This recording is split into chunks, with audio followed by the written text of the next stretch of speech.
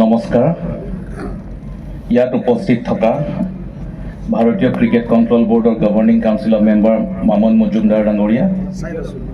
Assam cricket সন্থাৰ উপ সভাপতি ৰমেন দত্ত ডাঙৰীয়া, সচিব সনাতন দাস ডাঙৰীয়া, কোষাধ্যক্ষ অনুপম ডেকা ডাঙৰীয়া, জইণ্ট ছেক্ৰেটাৰী ৰাজিন্দৰ সিং ডাঙৰীয়া, member Assam cricket association Muktananda Bhattacharya ডাঙৰীয়া, মোৰ অতি মৰমৰ বন্ধু ত্ৰিদীপ কোঁৱৰ, প্ৰাক্তন সম্পাদক অসম ক্ৰিকেট সন্থা, ইয়াত উপস্থিত থকা অসমৰ বিভিন্ন জিলাৰ পৰা অহা আমাৰ ক্ৰীড়া সংগঠকসকল, বৰপেটা জিলা ক্ৰীড়া সন্থাৰ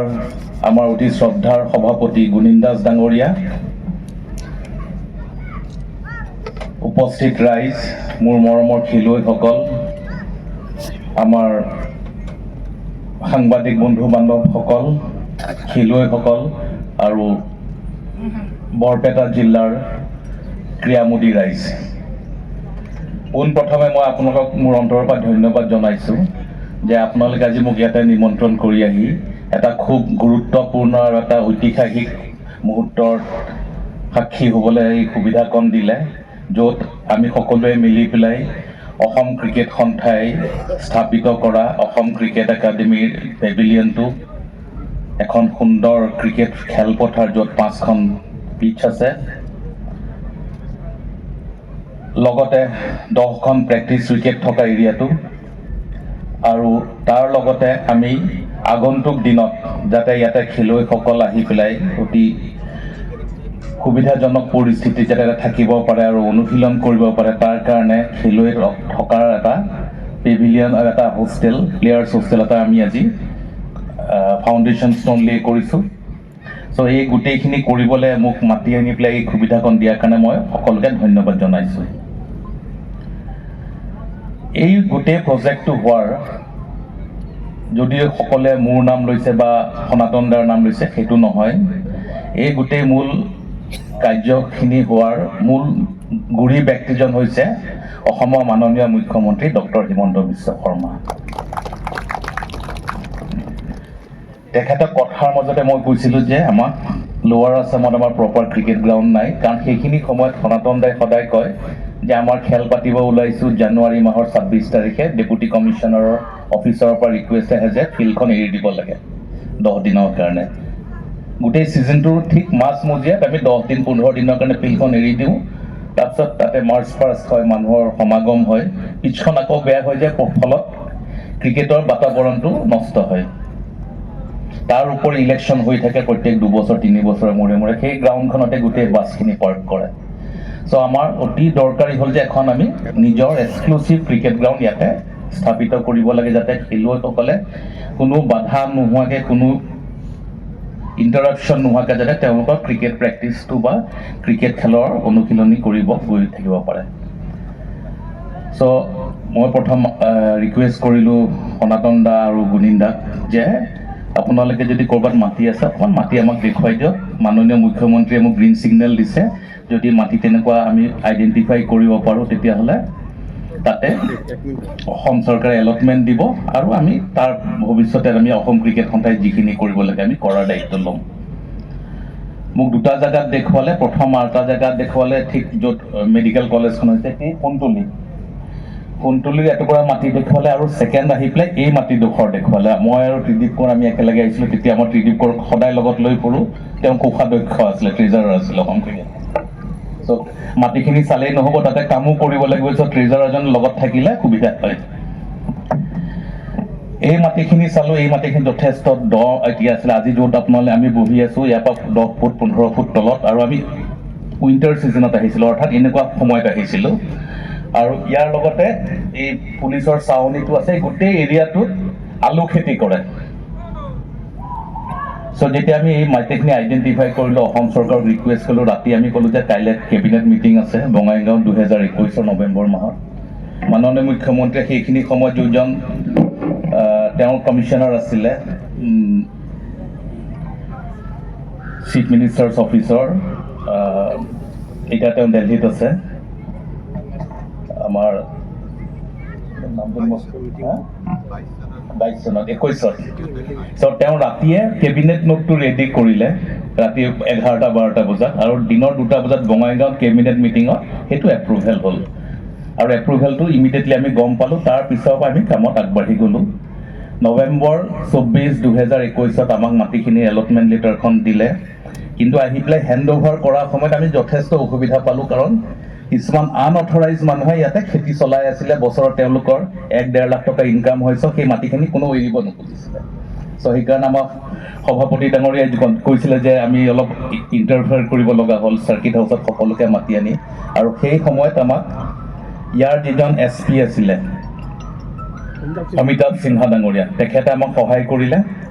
আৰু ফলত আমি মাটিখিনি আইডেণ্টিফাই কৰিলোঁ আৰু ইয়াৰ ডেপুটি কমিশ্যনাৰ অফিচৰ থ্ৰুৱেদি আমি ডিমাৰ্কেট কৰি কামখিনি আমি আৰম্ভ কৰিলোঁ মাৰ্চ 2024ত আমি ইয়াতে ফাউণ্ডেশ্যন ষ্ট'ন লে কৰিছিলোঁ তাৰপিছত আমি ভাবিছিলোঁ যে 1-1.5 বছৰত হ'ব কিন্তু যথেষ্ট চেলেঞ্জেছ আছিলে কাৰণ এই মাটিখিনিৰ কাষেদি এখন নদী বৈ গৈছে চ' কিছু সময়ত আমি কাম কৰিব নোৱাৰোঁ বা আমি আৰ্ট ফিলিং কৰিলেও সেইখিনি সময়ত বাউণ্ডেৰী ৱাল হোৱা নাছিলে চ' মাটিবিলাক আকৌ উঠি যায় চ' আল্টিমেটলি আমি বাউণ্ডেৰী ৱাল যথেষ্ট নট অনলি খৰচী বাট চেলেঞ্জিং আছিলে কাৰণ খুব চফ্ট মাটিত আমি বাউণ্ডেৰী ৱাল বনাব লাগিছে সেইকাৰণে পাইলিং কৰি পেলাই আৰু তাৰ কাৰণে মই চুবুৰ আৰু চুবুৰৰ টিমটোকো ধন্যবাদ জনাইছোঁ যে তেওঁলোকে যথেষ্ট চেলেঞ্জৰ মাজত কামখিনি বাউণ্ডেৰী ৱালৰ কামখিনি কৰিলে তাৰপিছত আমি আৰ্ট ফিলিং কৰিলোঁ আৰু পৰ্যায়ক্ৰমে কামখিনি আগবাঢ়িলে আৰু আজি 2.5 মাহ আগত মই আহিছিলোঁ মোৰ লগত অসম ক্ৰিকেট সন্থাৰ কেইজনমান বিষয়ববীয়াও আহিছিলে আৰু আমি তেতিয়াই নিৰ্ধাৰিত কৰিলোঁ যে 2 মাহত আমি এই কামখিনি শেষ কৰিব লাগিব ফাৰ্ষ্ট ফেজত আৰু মাঘ মাহৰ ভিতৰত আমি যাতে ইয়াৰ ফাউণ্ডেশ্যন ষ্ট'ন নতুন পেভিলিয়নটোৰ কাৰণে আৰু যিখিনি হৈ গ'ল ফিল্ডখন পেভিলিয়ন এণ্ড প্ৰেক্টিছ এৰিয়া এইখিনিত যাতে আমাৰ এক্টিভিটিজ আৰম্ভ হ'ব পাৰে তাৰ কাৰণে আমি উদ্বোধনী অনুষ্ঠানটো কৰিব লাগে চ' আজি আমাৰ মাঘ মাহ চলি থাকোঁতেই আমি সেই কামখিনি কৰিবলৈ আগবাঢ়িছোঁ আৰু আজি হৈ গ'ল এইখিনি চ' তাৰ কাৰণে আপোনালোক সকলোকে ধন্যবাদ জনাইছোঁ ভগৱানকো ধন্যবাদ জনাইছোঁ যে আমাৰ কামখিনি নিয়াৰিকৈ হৈ গ'ল চ' ফাৰ্ষ্ট ফেজত আমাৰ পেভিলিয়নটো য'ত আমাৰ আজিৰ তাৰিখত 25 জন খেলুৱৈ থকাৰো ব্যৱস্থা আছে অৰ্থাৎ এটা টীম যদি বাহিৰৰ পৰা খেলিব আহে তেওঁলোক থকাৰ জেগা আছে dining area with all facilities for conduct any domestic match BCCI যিখিনি ডমেষ্টিক মেটচ পাতিব লগা হয় ৰঞ্জি ট্ৰফি লেখে তাৰ সমস্ত umpires area scorers area match officials area PMO anti corruption আৰু পেভিলিয়ন এণ্ড ডাইনিং এৰিয়া সেই গোটেইখিনি আমাৰ পেভিলিয়নটোত আজিৰ তাৰিখত উপলব্ধ চ' বৰ্তমান যদি আমি ইয়াতে খেল আৰম্ভ কৰোঁ we are in the middle of the domestic season or fag end of the domestic season Ranji Trophy খেল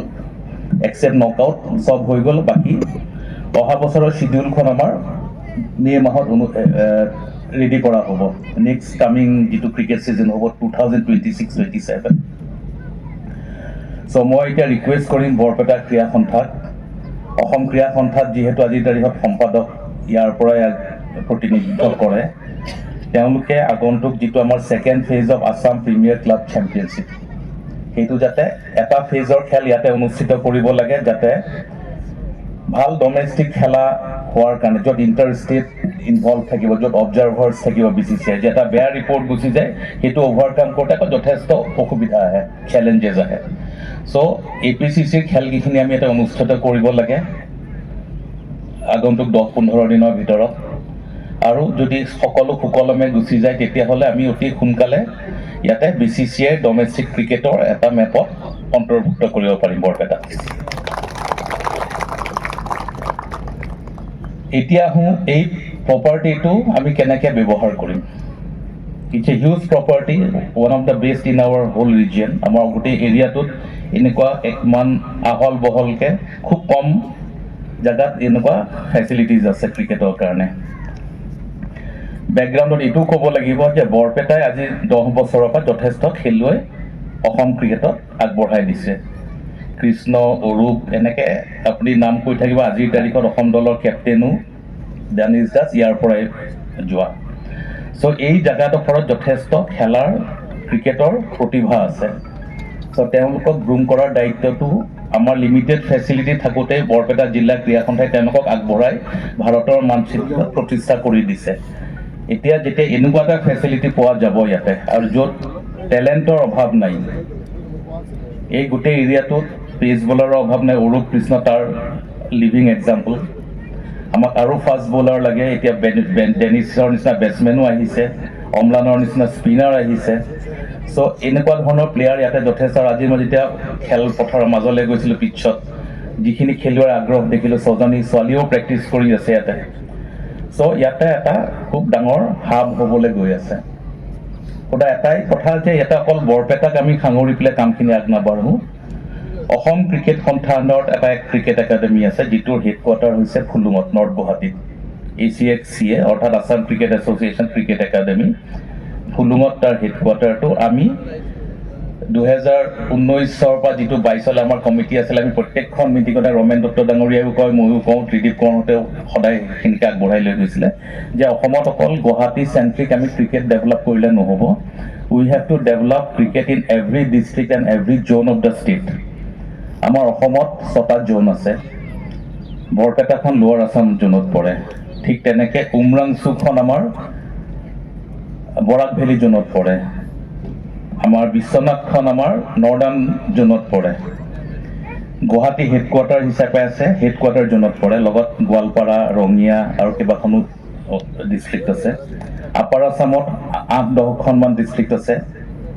আৰু চেণ্ট্ৰেল আছামতো আছে আমাৰ প্ৰায় 8খনমান জিলা টোটেল এৰাউণ্ড 42-43 ইউনিটছ আছে অসম ক্ৰিকেটৰ চ' এই গোটেই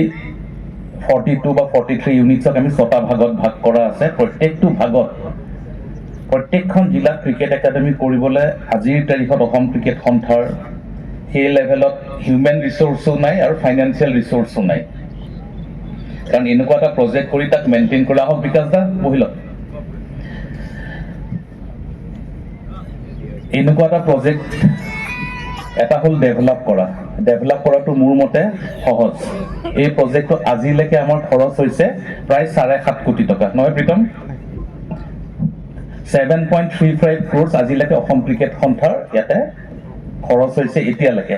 এইটো ফাৰ্ষ্ট ফেজ ছেকেণ্ড ফেজত কি কৰিম মই অলপ পিছত আপোনালোকক ক'বলৈ গৈ আছোঁ কিন্তু এইটো মেইনটেইন কৰা এইটো ছাষ্টেইন কৰা ইজ এ বিগাৰ চেলেঞ্জ প্ৰত্যেক মাহতে আজিৰ তাৰিখত হয়তো 20,000 বা 25,000 টকা ইলেক্ট্ৰিচিটি বিল আহিব আৰু যদি আমি অলপ ফেচিলিটিজ বঢ়াই লওঁ তেতিয়াহ'লে 1 লাখ মিনিমাম প্ৰত্যেক মাহতে খৰচ হ'ব ৰিগাৰ্ডিং ইলেক্ট্ৰিচিটি ঠিক তেনেকৈ আমাৰ গ্ৰাউণ্ডখন ৰোলিঙৰ পৰা গ্ৰাছ কাটিঙৰ পৰা তাত স্কেৰিফাইঙৰ পৰা বহুত কাম থাকে ঘৰটো মেইনটেইন কৰি থকা এইবিলাকত প্ৰায় 2 লাখ 2.5 লাখ 3 লাখ টকা পাৰ মাহত খৰচ হ'ব আৰু তেওঁলোকক সেইখিনি মেইনটেইন কৰিবলৈ আমি কেইবাজনো এমপ্লয়ি ৰাখিব লাগিব চ' সেইকাৰণে অসম ক্ৰিকেট সন্থাই আজিৰ চিটুৱেশ্যনত অকল 6টা cricket academy satellite cricket academy under ACA আমি ডিজাইন কৰি থৈছোঁ আৰু মই এই মিটিঙতে এটা অনুষ্ঠানত মই আপোনালোকক ঘোষণা কৰিব ওলাই অতি সুখী যে যিটো আমাৰ লোৱাৰ আছাম জ'ন আছে লোৱাৰ আছাম জ'নৰ এইটো হ'ব ACA cricket academy centre so' this is just satellite academy of ACA আৰু তাৰ ফলত বৰপেটা জিলাৰ লগতে গোটেই লোৱাৰ আছামত যিমানকেইখন জিলা আছে বিকাশ দা জিলাখনো তাতে আছে হয় নহয় বিকাশ দা আমাৰ কোকৰাঝাৰ আছে বঙাইগাঁও আছে নলবাৰী আছে বৰপেটা এই গোটেইকেইখন জিলাৰ এইটো মুখ্য কেন্দ্ৰ হ'ব ফৰ ডেভেলপমেণ্ট অফ ক্ৰিকেট আমি যিখিনি নতুন খেলুৱৈ আমি গঢ় দিয়াব খুজিছোঁ তেওঁলোকে ইয়াতে মূল প্ৰশিক্ষণখিনি ল'ব আৰু ইয়াতে কোচেছখিনি অসম ক্ৰিকেট সন্থাই যোগাৰ দিব বৰপেটা ক্ৰীড়া সন্থাৰ নিজৰ যিখিনি প্ৰগ্ৰেম চলি আছে সেইখিনি তেনেকেই চলি থাকিব তাৰ লগত এডিশ্যনেলি অসম ক্ৰিকেট সন্থাই এই একাডেমিটোক ছেটেলাইট একাডেমি হিচাপে ফাংচনিং কৰা আৰম্ভ কৰিব আৰু ইয়াৰ মেইনটেনেন্সৰ পৰা আৰম্ভ কৰি মেন পাৱাৰ ছাপ্লাই গোটেইখিনি অসম ক্ৰিকেট সন্থাই কৰিব ফলত জিলা ক্ৰীড়া সন্থাৰ ওপৰত কোনো ফাইনেন্সিয়েল বোজা নাহে আৰ্থিকভাৱে কোনো অসুবিধা নহয় আজি সনাতন দা আছে ফাণ্ড আহি থাকিলে হয় কিন্তু কাইলৈ বেলেগ এজন ছেক্ৰেটাৰী হ'ব চ' সদায় এটা খামখেলি হ'ব সেইকাৰণে অসম ক্ৰিকেট সন্থাই চেণ্ট্ৰেলি এইটো কৰিব আৰু এই মিটিংখনতে মই এইটো আজি প্ৰায় 1.5 মাহ আগত অৰ্থাৎ 4 ডিচেম্বৰ তাৰিখে মাননীয় মুখ্যমন্ত্ৰীয়ে ঠিক এনেকুৱা এটা প্ৰজেক্ট উমৰাংচুত উদ্বোধন কৰিছিল আমি সকলো তাতে উপস্থিত আছিলোঁ আৰু সেই যিটো আমি উমৰাংচুত কৰিলোঁ ডিমা হাছাও জিলাত সেইটো আমি বৰাক ভেলী এৰিয়াৰ ছেটেলাইট একাডেমি হিচাপে আজি ইয়াতে ঘোষণা কৰিলোঁ।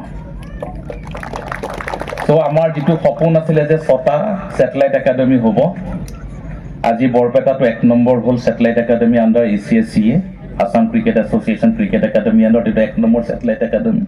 2 নম্বৰটো উমৰাংচুত হ'ল বৰাক ভেলী, 2টা জ'ন আমাৰ হৈ গ'ল। আমি অসম পুলিচৰ পৰা প্ৰায় 40 বিঘা মাটি আজি 4-5 বছৰ আগত আমি লিজত লৈছোঁ ইনডেফিনেট পিৰিয়ডৰ কাৰণে। সেই কামখিনি অলপ ৰখি আছিলে, কিন্তু সেই কামখিনি আজি 2-3 মাহৰ পৰা আমি যথেষ্ট ক্ষিপ্ৰতাৰে আগবঢ়াইছোঁ। আৰু মই ভাবোঁ যদি এই কামখিনি চুবুৰ আৰু তেওঁৰ লগত আমাৰ অমিতাভ শৰ্মা যিজন আমাৰ আৰ্কিটেক্ট, এইটোও তেওঁ ডিজাইন কৰিছে, অমিতাভ শৰ্মাই তাতো কৰি আছে, তেওঁলোকে যদি আমাক কামখিনি উলিয়াই দিয়ে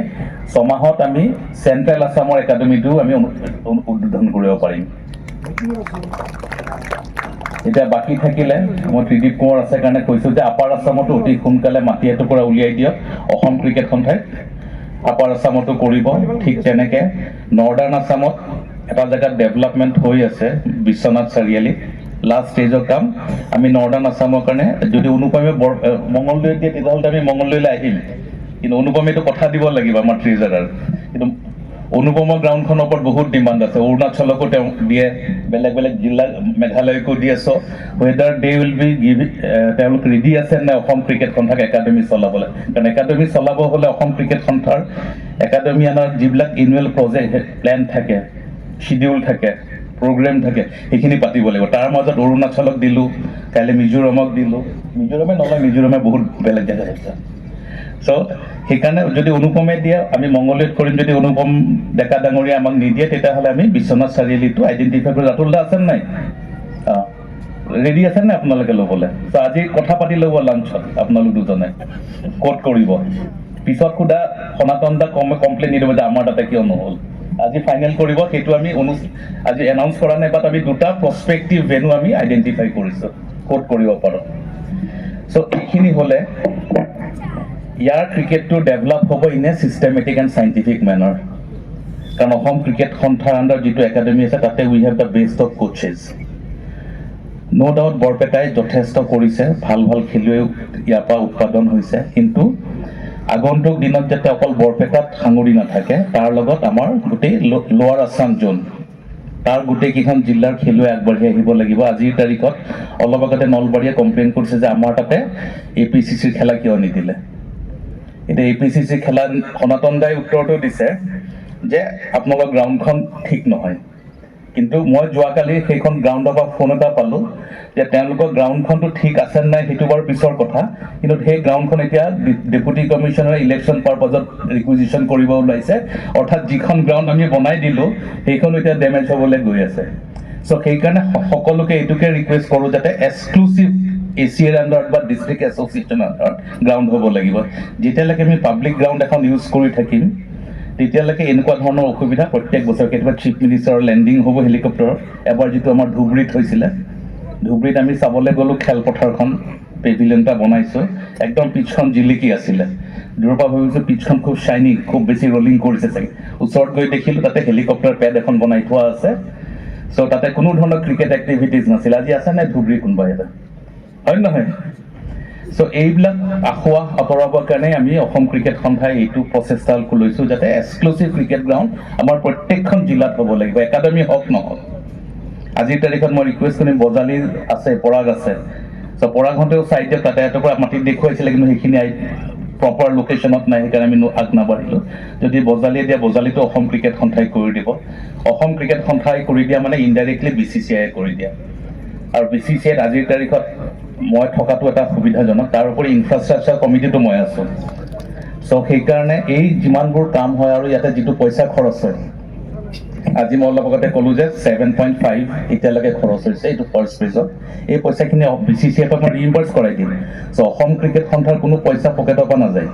ইয়াৰ একাউণ্টৰ পৰা নাযায়, it will come from BCCI। আৰু সেইটো যিহেতু মই আছোঁ, এই 3 বছৰ এই সুবিধাখন প্ৰত্যেকখন জিলাই ল'ব লাগে, প্ৰত্যেকখন জিলাই লওক। আৰু এই জিলাকেইখনত যেতিয়া আমাৰ কিছুমান জিলাত আছে একেখন গ্ৰাউণ্ডত ফুটবলো হয় ক্ৰিকেটো হয়, যেতিয়া এখন এক্সক্লুচিভ ক্ৰিকেট গ্ৰাউণ্ড হ'ব, সেই যিখন ফিল্ডত ক্ৰিকেট ফুটবল হৈ আছিলে সেইখন ফুটবলৰ কাৰণে এক্সক্লুচিভ হৈ যাব অট'মেটিকেলি। AFA একো কৰিব নালাগে। সো আমি ইনডাইৰেক্টলি ফুটবলকো আমি প্ৰমোট কৰি আছোঁ ডেট ৱে আৰু আজিকালি ফুটবল আমাৰ গুৱাহাটীত মই ক্ৰীড়া সন্থাত জড়িত আমাৰ আজিকালি খেলবোৰ উইণ্টাৰত হয় অক্টোবৰ নৱেম্বৰ ডিচেম্বৰত আমাৰ গুৱাহাটী লীগ হয় প্ৰিমিয়াৰ লীগ হয় আৰু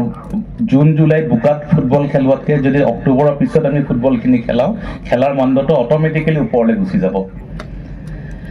সো এইখিনি কথা ক'লোঁ ইয়াৰ লগত মই এইটোকে কওঁ যে ফাৰ্ষ্ট ফেজত আমি এটা পেভিলিয়নটো কৰিলোঁ গ্ৰাউণ্ডখন কৰিলোঁ প্ৰেক্টিছ এৰিয়া কৰিলোঁ খুব ধুনীয়া হৈছে এইখিনি অলপ ডেভেলপ কৰা হৈছে ইয়াৰ যিখিনি লেণ্ডস্কেপিঙৰ কাম সেই লেণ্ডস্কেপিঙৰ কামখিনি আমি কৰিম আমি গছখিনি প্ৰায় 7-8 বছৰ পুৰণা গছ কিছুমান আনিছোঁ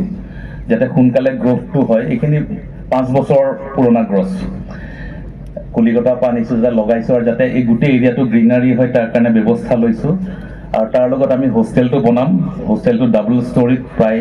80জনৰ পৰা 100জন খেলুৱৈ থাকিব পৰা সেইটো হোষ্টেল হ'ব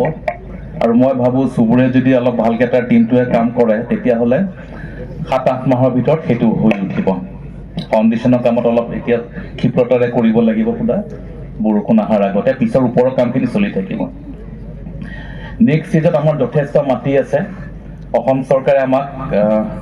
প্ৰায় 33 বিঘা মাটি দিছে আমাক ইমান ডাঙৰ নালাগে আমাৰ যিটো মেইন একাডেমি আছে 20 বিঘা মাটিতে হৈ গৈছে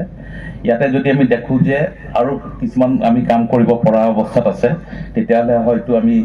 কিছুমান গ্ৰীণ গেলেৰী বনাম তাৰ লগত সিটোফালে আমাৰ যদি এটা ৰেগুলাৰলি প্লেয়াৰখিনি থাকে তেতিয়াহ'লে তেওঁলোকৰ এণ্টাৰটেইনমেণ্টৰ কাৰণে বিভিন্ন বেলেগ খেলা ধৰি লওক ভলীবল কোৰ্ট সনাতন দাই খুব ভাল পাব শুনি ভলীবল প্লেয়াৰ আছে 2খন ভলীবল কোৰ্ট বনাম বাস্কেটবল কোৰ্ট বেডমিণ্টন কোৰ্ট সেইবিলাকে আমাৰ ক্ৰিকেটাৰ্ছসকলক এই ফিল্ডত এই গাড়ী চালি সোমাব নিদিব বেছিকৈ তেতিয়াহ'লে কি হ'ব আমাৰ গোটেই খেলুৱৈখিনি যেতিয়া এটা কিবা এটা কেম্পত আহিব তেতিয়াহ'লে খেলুৱৈখিনি বাহিৰলৈ ওলাই যাব নালাগে অৰ্থাৎ তেওঁলোকে বজাৰলৈ যাব নালাগে খেলুৱৈখিনি ইয়াতে থাকিব apart from cricket they have other facilities to engage themselves সেইটো খুব দৰকাৰী গুৱাহাটীৰ মাজমজিয়াত নৰ্থ ইষ্টৰ প্ৰথমখন এক্সক্লুচিভ মাৰ্চেল আৰ্টছ সামগ্ৰীৰ শ্ব'ৰুম তথা বিপণী Tirupati sports karate wushu taekwondo boxing jujitsu পেঞ্চাক চিলা জুডো আদি 7টাকৈ সমৰ কলা ইভেণ্টৰ ইউনিফৰ্ম আৰু প্ৰশিক্ষণৰ সামগ্ৰী ইয়াত উপলব্ধ tracksuit jersey martial arts medal memento trophy ক্ৰয় কৰিব পাৰিব পাইকাৰী মূল্যত ফুটবল ভলীবল বাস্কেটবল ক্ৰিকেট আদি ইভেণ্টৰ সামগ্ৰীৰ ছাপ্লাইৰ বাবে অৰ্ডাৰ ওলোৱা হয় কাৰাটে টাইকোৱাণ্ডোৰ নেশ্যনেল ফেডাৰেশ্যনৰ দ্বাৰা এপ্ৰুভড ব্ৰেণ্ড আৰু আপ টু ডেট সামগ্ৰীৰ বাবে একমাত্ৰ বিশ্বাসযোগ্য আৰু নিৰ্ভৰযোগ্য প্ৰতিষ্ঠান ঠিকনাটো হৈছে doctor B Barua road house number 52 first floor Ulubari Guwahati 7 phone number 9085083493 email sanju_regal@rediffmail.com